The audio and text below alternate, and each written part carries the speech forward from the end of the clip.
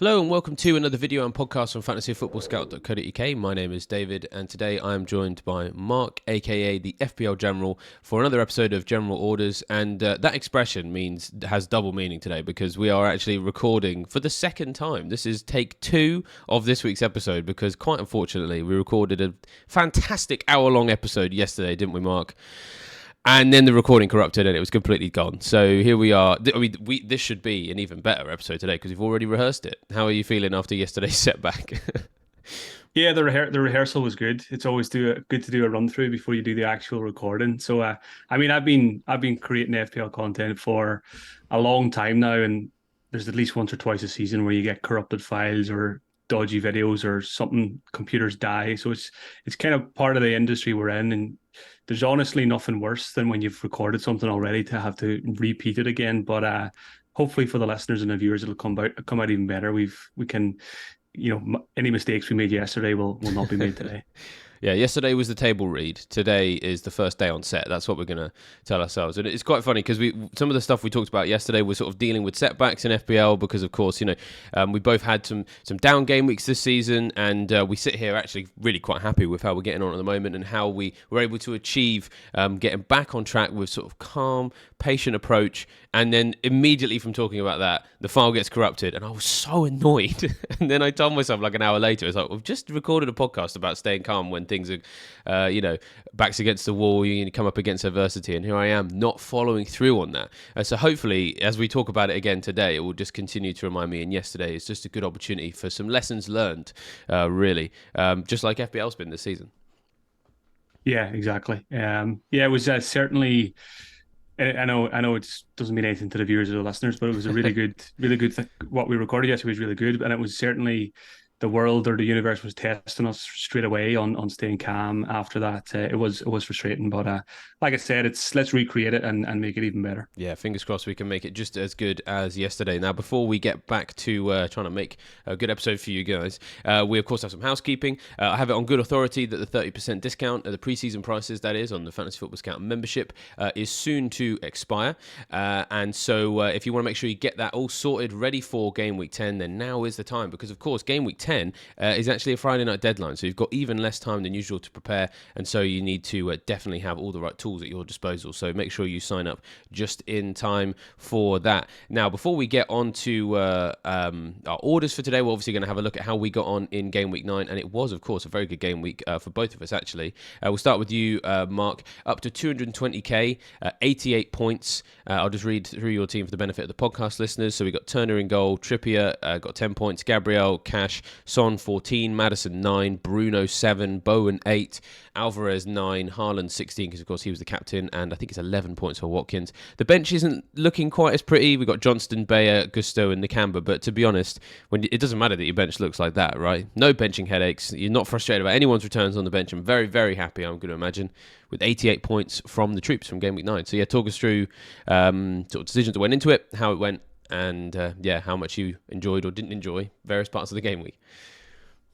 Yeah, it was another very enjoyable game week. I say enjoyable. It wasn't enjoyable on Saturday because Mohamed Salah did the business for those who captained him. As a non-owner, it's never fun watching a Liverpool game, especially when it's the first game of the game week.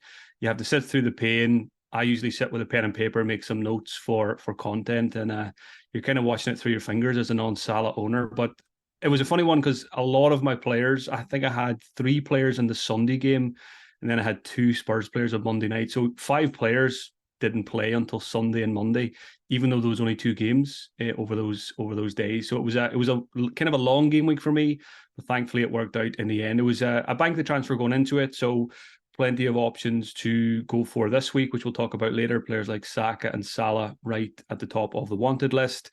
Trippier has been sensational. Brought him in maybe 4 game weeks ago, and he's been absolutely incredible. And hopefully that continues because I've got no plans to sell him. I am tempted to get Mohamed Salah this week, but it won't be at the expense of the likes of Trippier and Watkins, who've been very good servants, and I feel like they could be season keepers, so I don't really want to compromise on those 2 positions. Blanks in defence for Turner, Gabriel, and Matty Cash. Not too worried about Gabriel and Cash. They've got good fixtures now coming up. Turner will never play for me again. If you can't keep a clean sheet against Luton Town, you will not be in my team ever again. So I'll be going set and forget Johnston for the time being. He's got Tottenham next, which is not great, but then Crystal Palace, I think, are top of the fixture ticker for the next 5 or 6 game weeks. And then it was all about the attackers. When you don't have Salah, you need your other players to deliver. Monday night was pretty sweet. Heung-min Son and James Maddison did the business. Part of me earlier in the week is thinking, do I sell Son for Salah? I don't know, the audio listeners won't get this, but those who are watching on YouTube, you might have noticed a couple of minutes ago, I had to close the blinds. I don't usually have the issue of the sun giving me issue in this country, but it was shining through the window. It was hurting my eyes. Maybe that's just a little sign that sun needs to stay. Doing this video talking about sun, that's the world's telling me do not sell this guy. So big decision to be made there. Bruno got 7, but he will probably be sold. The plan was Bruno to Saka and maybe roll the transfer this week, but obviously there's a big Salah decision to be made now as well. Bowen delivered, good fixtures ahead also, and I'm very happy with the front three of Captain Haaland, Watkins, and Alvarez. I'm seeing a lot of people this week, maybe in 3-5-2 formations, they maybe got Alvarez, and they're thinking then, do I sell Alvarez to get a Watkins? And I just feel, quite comfortable hearing people trying to decide between the two, because I think they're two really good assets, and I feel like I'm in a good position having both players, and I can focus my transfers elsewhere. So yeah, overall the team's good. I say the team's good. The team's good. The squad maybe is not fantastic. The bench is very, very weak, but this season and in the last couple of weeks, the bench hasn't been needed, and hopefully that continues, because I don't think I'm going to focus on improving it until probably around Christmas time, and maybe on the wild card whenever that is. Mm-hmm. Yeah, we'll start with the bench, and then we'll come back to the Son, Salah, Saka situation in a second. Because I think it's worth talking about our benches a little bit, because I've been in a similar position where my bench has been a bit rotten for a while, and I think it was like double game week 7 or maybe game week 8 or something when I had 5 flags, and I could have wildcarded, because some people did, to get around that. In the end, I just tried to prioritize some of those sales, knowing that I was happy to carry a couple of flag players in the corner of my bench, Spotman and Estupiñán, and then just having a look at your team. You've got Gusto, who's under threat for minutes with Reece James back. You've got Bayer, red flag. Nakamba's never going to get it very much, because he's just an all-out number 6 for a team that, let's face it, is a little bit out of its depth in the Premier League. And Turner, who, as you've said, is never going to actually start for you ever again. And what it shows is that even though we're sort of neglecting our benches, I think it's good that we're spending our transfers rather than fixing that bench and using it to kind of leverage the best opportunities in the starting 11. Because even though we've got these quite bad-looking benches, we're both really happy with where we are. 102k for me, 220k for you. So things are going well on the pitch. It doesn't really matter what's going on your bench, really. And for me personally, I've learned that we don't necessarily have to deal with our bench, even if it looks awful.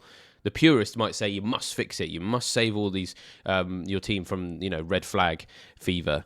That's probably going to be more important in the Christmas period. But it makes me think that kind of ideology is best deployed at certain times, rather than just rigidly always sticking fast to you must make sure you have a good bench, right? Yeah, and I think the key to it is, if you look at my starting 11, the 11 players you listed out there is 0 rotation risks in there. I go into every game week extremely confident that all 11 are going to start. Players like Alvarez are much more secure these days. Gabriel was an issue at the start of the season, but he's very much back in there now. And again, as a Gabriel owner, I was quite happy to see that Partey wasn't in the Champions League squad midweek. He's got a muscle issue. So that was, Partey was causing Gabriel issues at the start of the season, because Arteta was, experimenting. So that's, again, hopefully good news for Gabriel's minutes long term. And that's why I'm not too worried about the bench, because at this time of the season, when it's game weeks every weekend rather than midweeks and stuff like that, if you've got very secure players in terms of expected minutes, then the bench is not as important. I think in this day and age as well, when managers have 5 substitutions available, worst case scenario, if someone like an Alvarez doesn't start, he's probably going to come on anyway. So you don't really need your bench that much. But again, I'm very aware that will change as we get into November and December, and winter and players picking up illnesses, and weather could play a part and stuff like that. So I'm not going to neglect it forever, but I feel like for the time being, I want to make more high impactful transfers in the starting 11. Speaking of, decisions that you can make elsewhere in the team, in the midfield and high impact transfers there, one of them, of course, is whether or not you do Son to Salah, or perhaps, Fernandes to Saka, or Son to Saka, Fernandes to Salah. There's all sorts of opportunities you can do with that midfield to make it look, much, much different. Very impactful. We're looking into some other fixtures as well. The handy advantage, of course, of recording yesterday, which I will admit that we found an advantage of having to record this twice, is that yesterday you were talking about how there's this kind of emotional journey you'd been on through the week. At the start of the week, and especially when Salah gets the big haul, you're thinking, oh, I must get him. And you sort of anticipated possibly the emotions dissipating and the sort of objectivity sort of like becoming clearer again as you get closer to that deadline, and perhaps maybe make you think, maybe I can continue to go without Salah provided the rest of the team looks good. I wondered where you were on that sliding scale of, emotional kind of reaction to cold objectivity, because I suppose you might find that the cold objectivity still leads you to Salah. So I wondered where your head was at with that particular decision this week, and it sort of incorporates the first order as well. So nice little segue there. Yeah, so like I said, big decisions to be made this week for my team and for many others as well. And I think even wildcarders this week have some really tricky calls to make in terms of routes they go. So order number one, first of all, this week is don't be afraid to sell a performing asset. So we've said it quite a bit this season. We've got to get comfortable making uncomfortable decisions. And if you look at my midfielders this week, 14 points, 9 points, 7 points, and 8 points. But I'm looking at selling at least one of them, if not two of them. And in previous seasons, I would have always been a manager who's very loyal to players that are getting points for me. And that's maybe not the most sensible way to play, because you could have a player who gets you, 10 points 4 weeks in a row. But if then they play Man City, Liverpool, Arsenal, Newcastle, then there's obviously a big argument to be made for letting them go. But I would always have been in the camp of just keeping them. They've done well. I don't care too much about the fixtures. But I think I'm much more of a fixtures manager now than I was a couple of years ago. And there's uncomfortable decisions to be made this week. So there's a couple of options. And what we talked about yesterday was basically the Salah. I feel like I'm on a journey with Salah this week. I should say I'm on a journey without Salah for 9 weeks. But going through kind of the journey, the first game on Saturday, Salah scores a brace, and right after the game, I'm thinking buy Salah at all costs this week. Number one priority, whatever happens, just get him. It's too painful. Good fixtures, good form. Just do it. Don't overthink it. But I knew at the time that was kind of the peak of the curve. And throughout the week, I would kind of start traveling down again on that curve. My feelings towards Salah would calm down. I would come back to, really liking my team at the moment and what I can do with it without Salah. So I'm recording on Wednesday. I'm probably halfway down the curve. And I still don't know if I'm going to reach the bottom and go without Salah again, because there is some tempting options. For example, Son to Salah. To fund that, it would be Bruno Fernandes to Anthony Gordon at Newcastle, who I think has been really impressive this season, playing for the best attack in the league in terms of underlying numbers. So Son to Salah, Bruno to Gordon sounds really good. But I think the move that is much more kind of suited to the way I play the game would be the initial plan, Bruno to Saka, and roll the second transfer. And that gives me flexibility, but it also obviously gives me no Salah. And it's a tricky one because Gameweek 9 has again reminded me that you can get green arrows without the Liverpool man. But, can I do that every week? Probably not. There's probably other game weeks where, I think the previous game week 8, I didn't get a green arrow because Salah did the business then as well. And my guys didn't do as well. So big conundrum. It's do I stick to the plan, Bruno to Saka and roll the transfer with no Salah, or Son to Salah and Bruno to Gordon? And the issue as well is you watch the Monday night game, the Tottenham game, and Son delivers 14 points. And you think, why on earth would I sell this guy when he's just got 14 points? The fixtures are fine, top of the league, fantastic finisher, playing out of position. So it's going to take an awful lot for me to sell Heung-min Son. And I think the Son factor might be what might result in me going without Salah again for at least another game week. So there is a crazy option here as well, which I don't think I'm going to do. There's a -4 option. It's ripping out my midfield, Bruno, Maddison, and Son for Saka, Salah, and Cole Palmer. But to me, selling 3 assets who just scored me, what's that? The guts of 30 points, maybe more.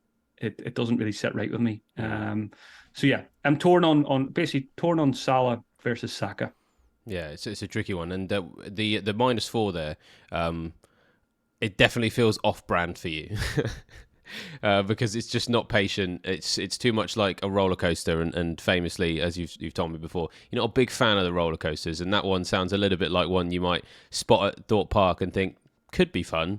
I might also throw up everywhere if I try that. Yeah, exactly. On that -4 as well, it's the reasons I don't like it. There's a couple of reasons.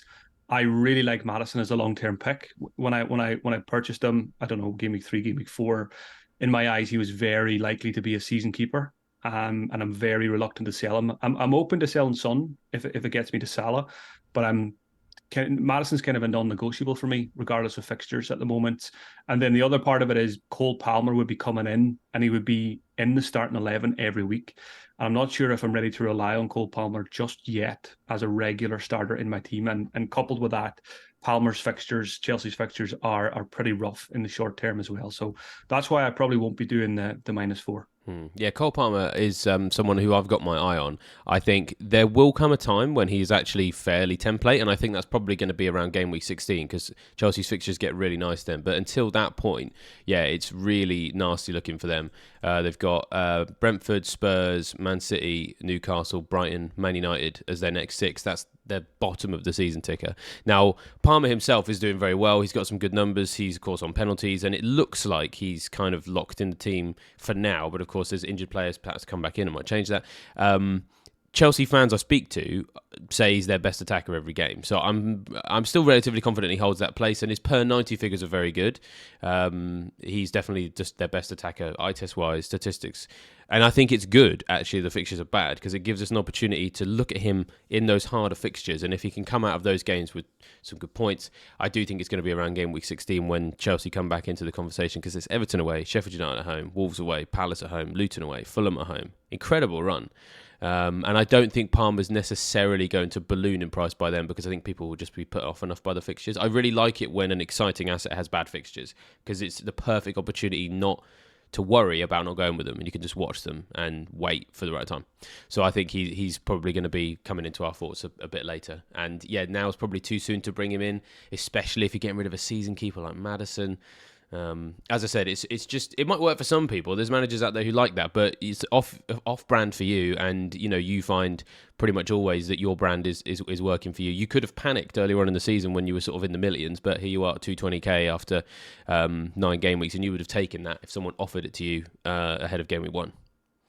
Oh, absolutely. I think I'm very happy to be 220k at this point. I always have that kind of loose target of top 100k by Christmas. I think I've been playing like that for years, and if you can be somewhere around top 100k, you're setting yourself up for a really good season. So well on course for that. And I suppose it all depends. A lot of it depends on Mohamed Salah's performances if I end up going without him. So yeah, we'll see where I fall on Friday in terms of that. People can tune into the 59th minute podcast on Friday.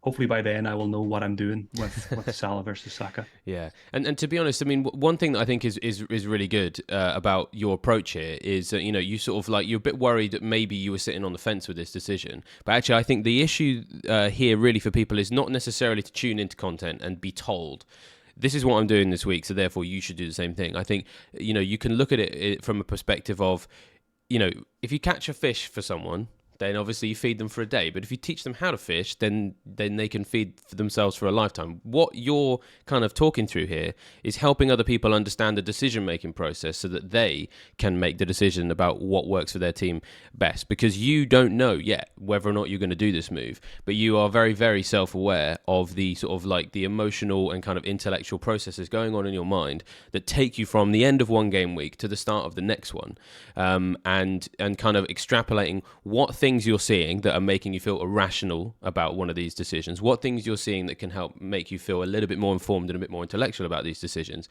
and helping kind of decipher the differences between those two kind of like warring ideologies in your head. Like, that's what helps people make good transfer decisions, rather than necessarily you sitting here right now and simply because of the peer pressure of being on a video and being on YouTube and everybody's watching you, making a decision for decision's sake, rather than necessarily making the right or wrong one. So yeah, I mean, it's sort of like, almost, I don't know, a bit countercultural sometimes, because in content we're sort of almost encouraged to be definitive, but I think that we should be free to kind of like be as, indecisive as we like, and just appreciate that these decisions are a process that takes several days to kind of mull over and stew over, for example. So yeah, I think what yeah, were thoughts I there? think sometimes podcast listeners and YouTube viewers forget that we're just the same as you. We're FPL managers as well. We might be content creators, but we still struggle with the same issues every week. Do I buy X player? Do I buy Y player? Captaincy is wide open again this week. Is there ever a definitive answer? Can't even say that word. It's too early in the morning. That's how tricky it is to pick a captaincy this week. Is it's as difficult to say that word. But I've seen it in my time as a content creator. Some of the a trap I see other content creators falling into sometime, and maybe it's more so if you're a new content creator, and I did it at the start as well, is you kind of put out an opinion on a Monday or a Tuesday, maybe on a podcast or a video or even just a tweet, and you're very kind of definitive or clear on an opinion of a player or a captain or whatever it might be. And then when that content creator gets to the end of the week, they feel under pressure to stick with the initial tweet or comment or whatever they said on a video, because I don't know, you might get some backlash or something if you change your mind or whatever it is. But I think I've learned over time that, if you quite simply don't know what you're going to do, don't pretend that you do know what you're going to do, because, I think viewers and listeners appreciate as well. They just like to understand the thought process. And I think the Salah one's a good example. I'm kind of on a journey with Salah this week. At the start of the week, I really wanted him. By the time I get to the end of the week, I might be content again to go without him and just trust what I have. So you'll never hear me saying, Monday, Tuesday, this is definitely what I'm going to do, because I always need 4 or 5 days to actually come to a decision. And very often, if I tracked what I would have done in terms of early transfers on a Sunday night versus what I actually do transfers on a Friday night, very often they would be different moves. And that's why I'm always quite content to wait. I've missed price rises again this week. Bruno Fernandes dropped, who I'm almost definitely going to sell. I think Salah went up to 12.8, so if I buy him, it's getting pricey now. I think I'm keeping a close. I say a close eye. I don't very often track price change websites, but when I know there's a couple of moves I'm going to make, and if there's not much cash in the bank, I keep an eye on it. So the moves I mentioned, I think Bruno to Saka is fine for cash because I've got 0.8, but the other moves, the crazy -4 or the Salah Gordon move, I think both of them have 0.1 wiggle room. So I'm keeping an eye on that Wednesday and Thursday just in case I need to go early. But hopefully I can wait until Friday. And important to remember, it is a Friday deadline this week, so don't get caught out by that, people. Now, if you thought that one big decision was enough, we've actually got a second one for you, which arguably is easier, but certainly headline making, as those of you who've seen the thumbnail and the title of this video will already know. There is one thing we haven't talked about yet, which is sticking out like a steeple in the horizon. It is the captain's armband on Ollie Watkins for Gameweek 10. We're going to talk about him a little bit later in one of the orders to do with sort of transfers for people, but he's in your team and you've captained him. How sure are you on this one? A couple of other captaincy candidates out there. Saka is one of them. You don't have. But yeah, you seem actually fairly happy with this one. But it's certainly worth talking about because not necessarily everybody's going to go for it, based purely on the fact that he's an Aston Villa player and it's very unfashionable to captain them. So yeah, what's gone on? What's gone on here? Yeah. First of all, I will say it's easy to give him the armband when Saka or Salah are not in the team yet. That might change things if one or both of those players come in. But to be honest, I would feel very comfortable giving Watkins the armband this weekend. The fixture's fantastic. The confidence in the form is as good as it's ever been. And I think what swings it for me most is the way Aston Villa have been playing at home. They've been absolutely battering teams at home, scoring 2 or 3 goals quite often, another 4 against West Ham. So it's a extremely difficult place for a team like Luton to go at the moment. It's not exactly when you want to be playing Aston Villa. Again, captaincy, lots of good options. I think Salah and Saka right up there. It's probably the first game week where I'm not going to captain Erling Haaland. I still think he's a good candidate against Manchester United, but I just don't think I'm going to go there myself this week. It's unfashionable to captain a player who plays for Aston Villa, first of all. Also unfashionable to captain a player that costs around 8 million. We tend to go for premium assets, and also captain a player who doesn't take penalties. So there's a couple of things at play there. But if you strip all that away, Watkins is just one of the best picks in the game this season. He's arguably got the best fixture of all captaincy candidates. You might argue Saka might have a better one, but he's right up there. And there's every chance I do it. Even if Saka or Salah or both come in, there's every chance I do it. He's been so good to me this season. He's got a great fixture. He's got the form. Villa are fantastic. So there's not too many reasons against it, really. Yeah, I mean, I've been looking at the numbers with Watkins and getting a little bit of FOMO myself because he's not in my team at the moment. But, well, we'll come on to that in a second. His stats are really, really good last four. If you strip away the sort of the sentimentality or even just the sort of the established ideas behind a captaincy, he plays for Villa and his price. Ignore price, ignore team. Simply just look at his numbers. Over the last four, he's, outperforming everybody for a lot of things. So 15 shots in the box for him, that's more than any other player. And I think Haaland's only had like 3 or 4 or something. So he's almost like quadruple as many as Haaland. Big chances, he's had 4, which is the joint 4th best in the division. He's had 8 shots on target, which is the joint best. So actually, when you just look at those numbers and ignore the factors that technically mean nothing for this fixture, like the fact he plays for Villa doesn't mean that like he's going to turn around and be like, I play for Villa, so I'm going to underperform in this game. My FPL price is below 9 million, so therefore I have no right to get a hat-trick against a team that's, given up chances willy-nilly. They don't mean anything for this game.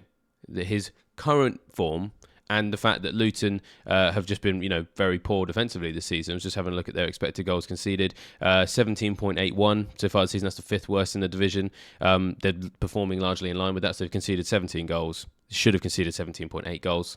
So they're going to concede some goals in this game. And Watkins is the division's form goal threat player. So it's kind of like, when you put it like that, it's kind of a no-brainer because he's outperforming Saka.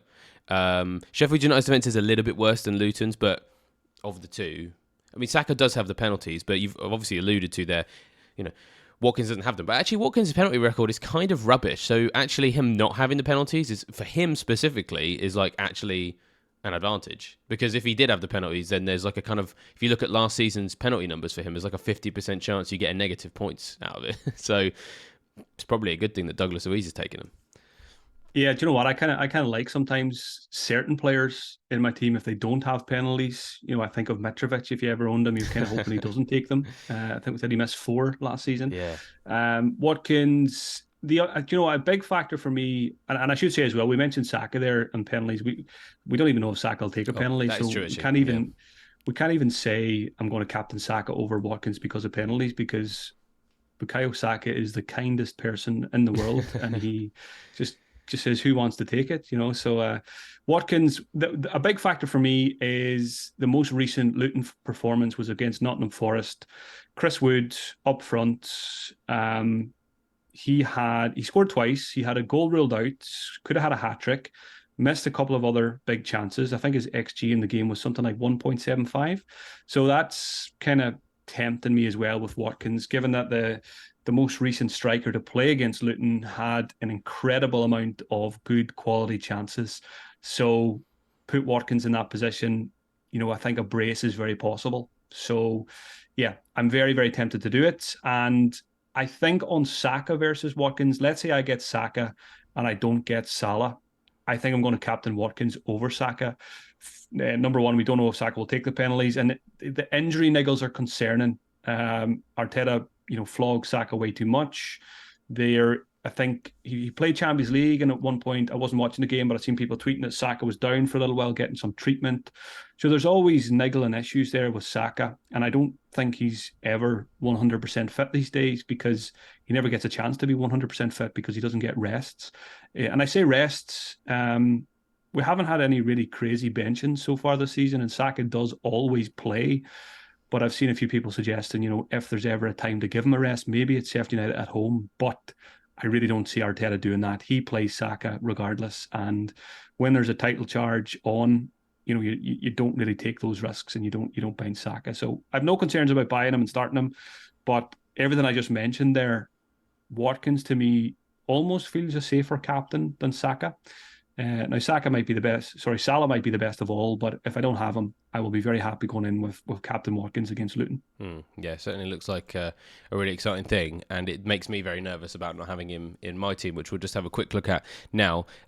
Mentioned a few minutes ago that one of the things that's helped me be to hold off my wildcard basically is learning a couple of times this season where actually allowing my team to just kind of like squeeze itself through the game week despite kind of leaving itself very short-handed. It's not actually damaging my team as much as I thought it would, because effectively I had 10 players in this game week. Botman in the end didn't play. Thank you, Eddie Howe, for saying after the deadline, something you absolutely could have said on Friday, that he wasn't going to be back for several weeks, honestly. So I started Botman because the update on Friday sounded positive enough that there was a chance. And I wanted to roll the transfer. People know I like doing that. But in the end, him not playing meant that Anderson came in because Estupinan's still injured for me.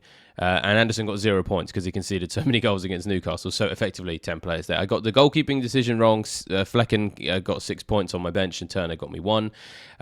Cash got me 2. But Van de Ven got me 6, so he's tickling along. Son got 14. Salah got 16. 9 for Maddison. Alvarez 9. Haaland 16 because I captained him. But the thing I'm most happy about is Mbermo, because we talked about it last week about having the opportunity to kind of just hold on to him for one last time after everyone sold him. And 14 points for him was massive because, according to livefpl.net, he's only in 20% of teams in my rank bracket now. And he was my biggest differential of the game week. I gained 11.1 of his points on those around me because he is now officially a differential at that level. And it's another thing that just helps kind of solidify in my mind, and I guess it sort of solidifies some of the things that you've been doing with your team as well about having a bit of patience with a player, waiting until everybody has moved to somewhere else, and then capitalising for a good fixture, which is mildly contradictory because we are talking about selling Son this week. But taking it on a case by case basis, like he made a huge difference for me on Saturday, I think it was. He's probably going to sell him now, but it's just another example, isn't it, where sometimes just waiting one more week can have all the impact. I've lost value, but I don't care because points are better than value. Yeah, perfect example, perfect storm of, I think, was it 5 blanks and 6 for Mbumo going into that Burnley game. So most people were just like, right, they see the blanks, they get frustrated, they just sell, they don't even look at the fixtures. But more savvy FPL managers will know that Mbumo has fantastic underlying numbers, lots of routes to points, corners, set pieces, penalties. And it's all about the fixture. When you've got a home fixture against a newly promoted team this season, you never sell. So if you've got a home player coming up against Luton, Sheffield United, or Burnley, no matter how much they've frustrated you in recent weeks, they could have 7 blanks in a row. Give them the promoted fixture at home.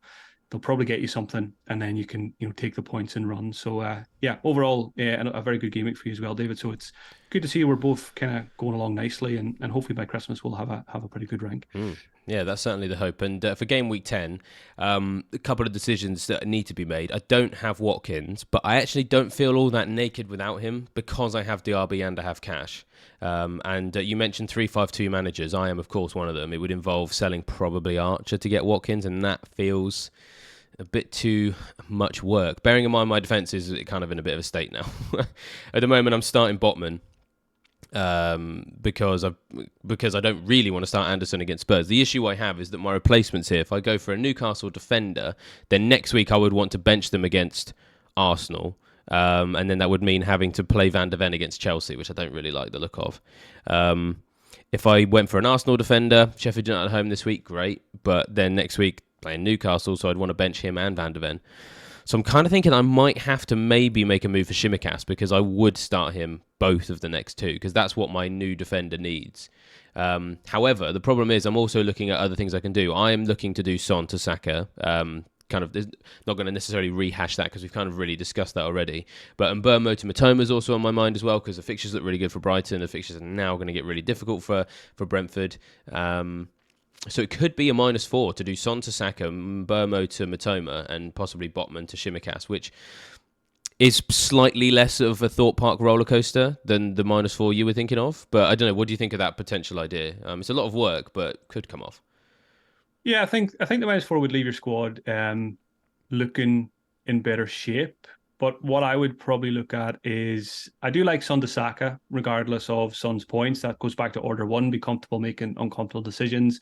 I think your defense does need work, probably because Botman looks like he's going to be another couple of weeks. So Shimikas sounds good. So you could just do Shimikas and Saka and just leave him, Bumo, because if you think about the -4, when you need defensive work, the -4 really is Mbumo to Matoma. And regardless of fixtures, I think, Mbumo's numbers are good. I still think he can tick along in these next 3 or 4 games. And if you get through the next 3 or 4 games, Mbumo has a very nice run of 3 fixtures. You're going to want him back anyway. So you could kind of almost look at it as maybe saving yourself 2 transfers to use elsewhere. Matoma is very attractive, Gameweek 10. Fixtures are great. He's good for minutes. But I still got slight concerns over Brighton. They're struggling a bit, a lot of injuries, trying to work out how to balance the 2 competitions, Europe and the league. So yeah, it's a tough one. But my style of play, I avoid unnecessary hits, and I feel like if you made a defensive transfer and you got Saka, I would probably leave Bumo. You could even just do Bumo one more week and then sell him for free the week after. That's probably the way I would look at it. Yeah, I certainly haven't ruled out not taking the hit. And I certainly don't want to fall into the trap of being too decisive straight away. Funnily enough, I've already recorded a sort of more in-depth look at my team for Game Week 10, where, I now realise I may end up feeling like I have to defend a video I recorded on Friday when I maybe changed my mind. I may well have fallen into that trap. But yeah, there's a couple of things worth doing here. I think there's opportunities, and I think it's just weighing up the balance between do I kind of strive on to take some risks and try and really have some even bigger cut through, or do I just kind of try and get through the game week, so to speak? So to be fair, where I'm at rank wise right now, I actually feel more comfortable taking risks because I was 19k after game week 3, and then I dropped all the way down to 450k with 3, maybe 4 red arrows in a row, and then have bounced kind of almost all the way back up again.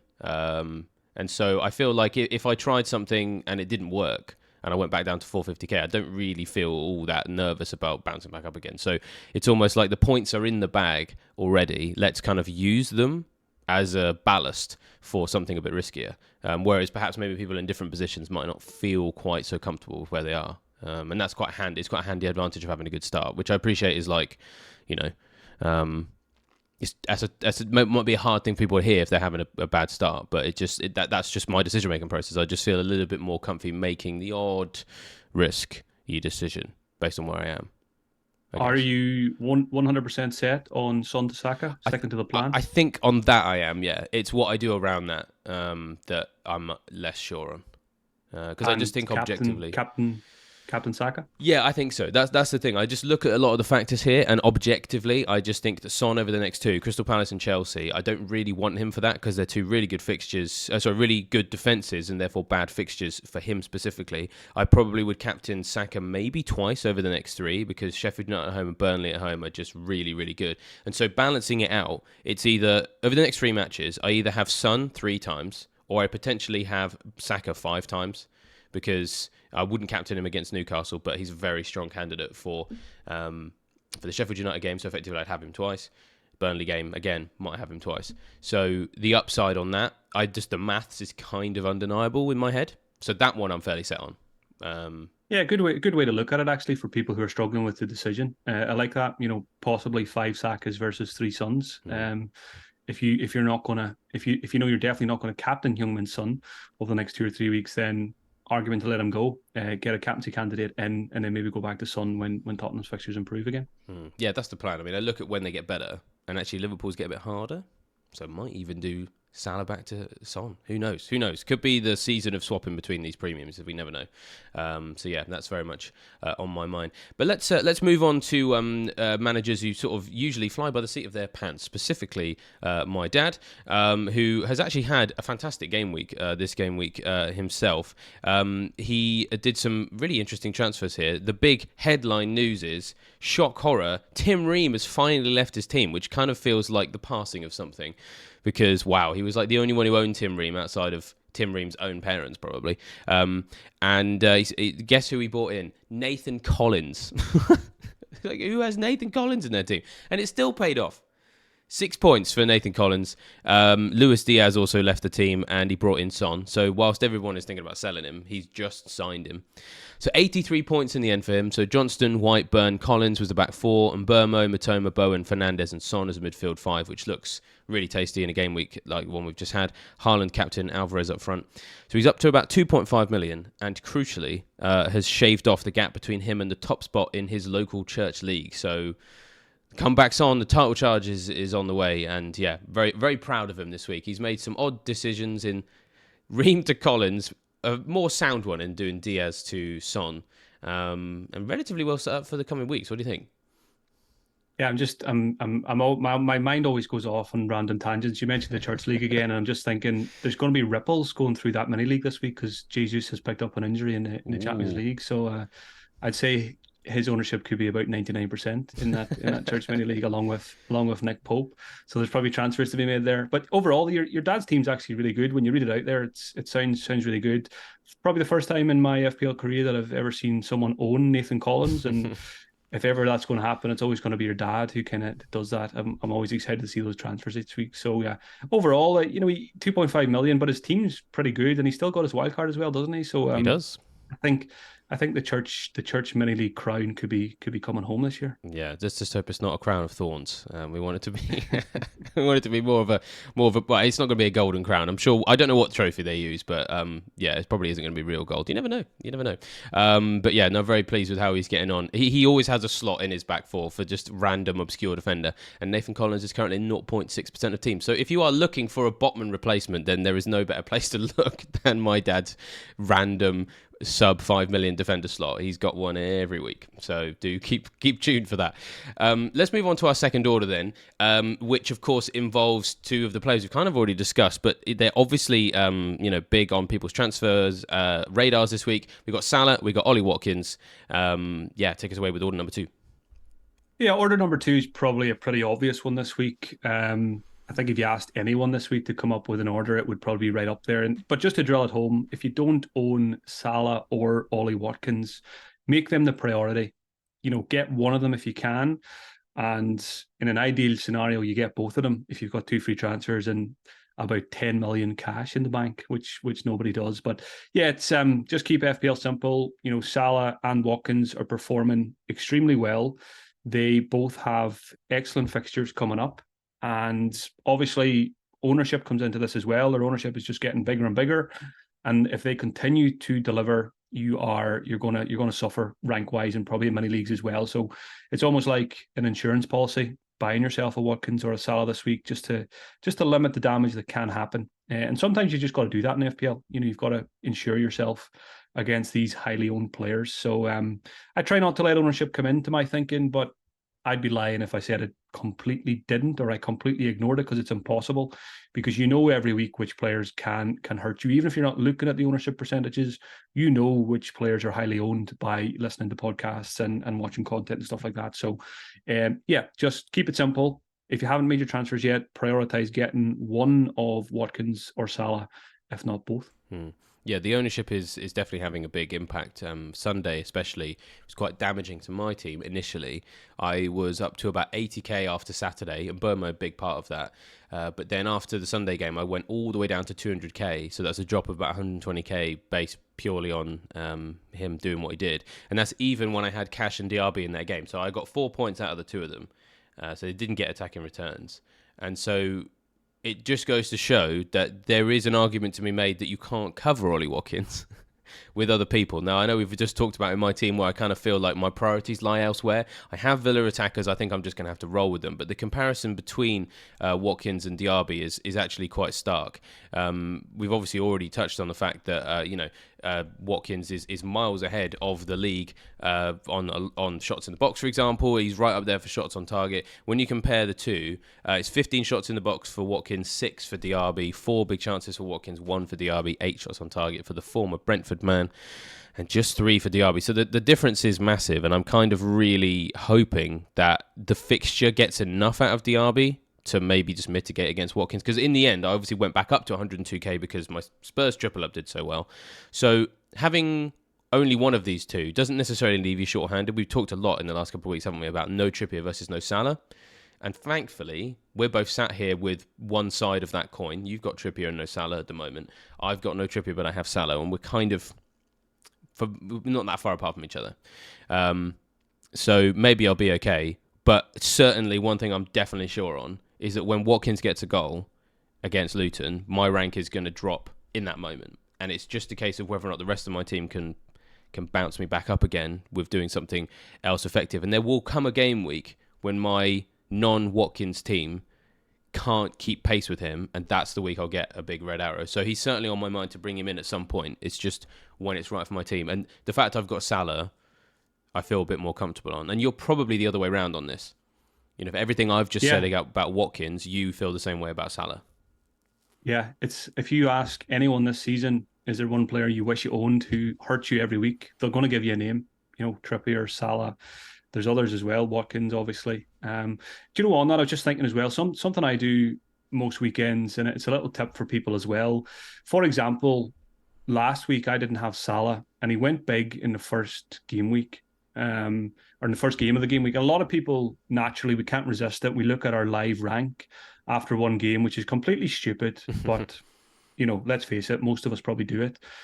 So if you have if a lot of your players, for example, are not playing until Sunday, Monday, which was my case last week, so I was feeling, downbeat probably after the Liverpool game when there's still 9 games to go in the game week. So instead of looking at my live rank on livefpl.net, probably my favorite feature is the what if feature, where you can just kind of plug in the points for your players, and even if you just plug in some unrealistic numbers. I'll go into what if after the Salah performance, and I'll just plug in, 5 or 6 points for most of my players, and it'll show you that you could end up easily with a green arrow. So it kind of just fills me with optimism then, rather than focusing on the negative of Salah. So yeah, just a little tip: the what if feature on the website. If the game week's not over yet and you still have quite a few players to play, plug in some nice points for them, and you'll make yourself feel better. And even if it doesn't happen, it kind of fills you, gives you maybe 24 hours of optimism before maybe the inevitable pain does come. But I find that's helpful for managing my weekends of FPL. Yeah, which is among some of the most important things I think that we've been able to learn this season by doing this video is just. We talk a lot about strategy, we talk a lot about players, but I feel like it's good that we talk also about kind of emotional management of a game week, because actually we spend more time managing that than we actually do our players. When you do your transfers, that takes you, in theory, a couple of minutes. The decisions that go into that, of course, takes you some time, but then that's where the emotional management comes into play. So, yeah, another good tip to help people do that. Now, there's also a lot of emotional management when it comes to having children, especially if that child is under 1 year old and has an FBL team. So how is Sonny getting on? Another good week for his namesake's captaincy. But yeah, lots of flags to solve here, isn't there? Yeah, 63 points for Sonny's Soldiers this week. It's a really good score for a team that can't have the likes of Trippier, Salah, and Watkins. The Spurs midfield triple up did the business, which was very satisfying to see. Son with 28 as captain, Madison with 9, and Richarlison with 6. Allison got the clean sheets. Callum Wilson got the points. But there's issues. Robertson's injured on the bench. Solly March looks like he has a serious injury now as well. I think that might have been my fault for breaking the rules in this team. I made an exception on Solly March because Sonny was born in March, but now he's going to have to be sold. And I can't remember who it was, but thanks to whoever commented on the YouTube video last week and suggested Jack Harrison. I hadn't had Harrison on the watch list, so maybe he is going to be a direct replacement for Solly March, and then everything is right again within the rules. So overall, a good score. And again, I'm looking at this team, and one of my potential transfers is Son to Salah. Do I really want to do that when my 7.5-month-old has Son auto captain every week, and I'm going to be up against that in the head-to-head? He's only beaten me once, but I'm setting myself up for pain if I sell Son when I know I'm up against him as captain in every game week. So it shouldn't come into my thinking, but it probably does slightly this season. It's funny, we were talking before we recorded, you were asking how Sonny was doing, and honestly, he's slept the best he's slept in ages is the last 2 nights, and it's no coincidence it was after the Spurs performance and the Sun performance on Monday. So he's even though he was in bed before the Spurs game kicked off, he slept soundly for the last 2 nights. He just knew. He must be prescient in some way. There's some kind of psychic link between him and the Spurs captain potentially. Hence their affinity for each other, which we'll have to keep an eye on. Do keep an eye. If there's anything else that your son seems to weirdly sleep through that ends up being good for his FPL team, then you know that he's got some kind of Dune-esque sleep prescience power, which would be quite cool.